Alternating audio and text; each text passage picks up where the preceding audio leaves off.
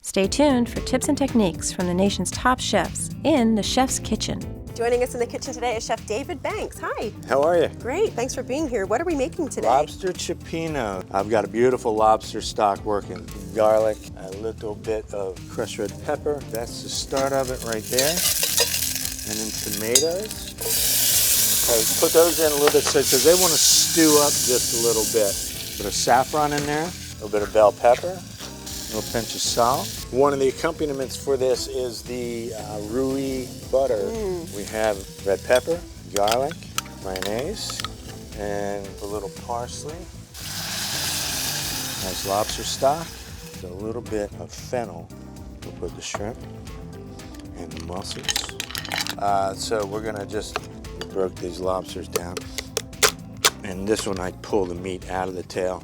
Beautiful. As soon as the mussels open, They look we're great. there. And drop that in. And we serve it in a pot. You just drop it in. Now we finish off the crouton. And buttery is better. Right into let that right melt into over there. top. All right, this looks great. Let's have a taste. What more can you say, right? All right, I'm gonna grab a piece of that lobster.